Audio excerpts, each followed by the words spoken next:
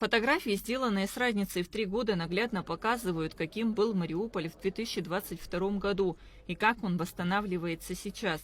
Открывая мероприятие, посол России в Абхазии Михаил Шургалин отметил, что организация фотовыставки стала подтверждением успешного сотрудничества в культурно-гуманитарной сфере между странами, основанного на принципах союзничества и партнерства. Особенно символично, что сегодня мы празднуем День государственного флага Российской Федерации.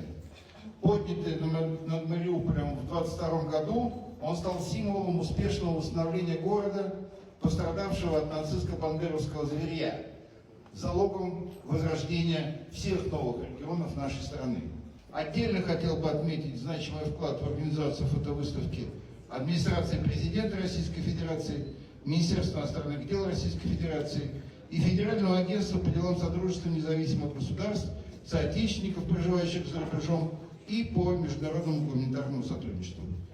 Генерал-лейтенант министра по чрезвычайным ситуациям Абхазии Лев Квициния, который не понаслышке знает о тяжелой жизни Донбасса, отметил героизм и мужество его защитников и поздравил всех собравшихся с Днем флага России. Мне выпало по службе не раз приезжать на Донбасс с 2014 года. Я не понаслышке знаю,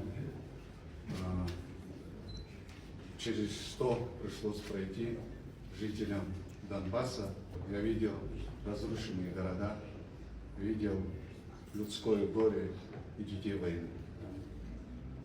Сергей Винявский, известный своими документальными проектами в зонах конфликтов, стремится посредством своих работ донести до зрителя правду о событиях, происходящих в Мариуполе.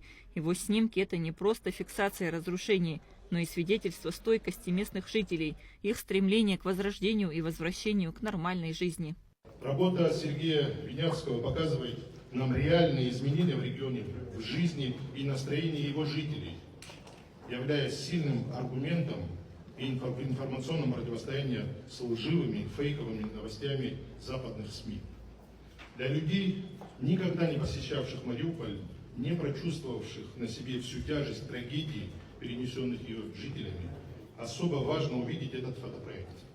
В рамках мероприятия состоялся показ документального фильма режиссера Ирины Сынковой «Позывной Кубань».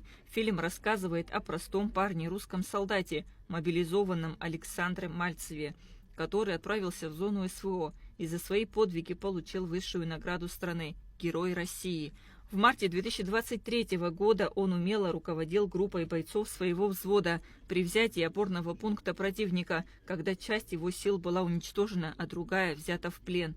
Кинолента рассказывает о детстве Александра Мальцева, его увлечении футболом, стремлении всех защищать, ничего не бояться и всегда быть первым. Кундашова, Алексей Гухава, Абхазское телевидение.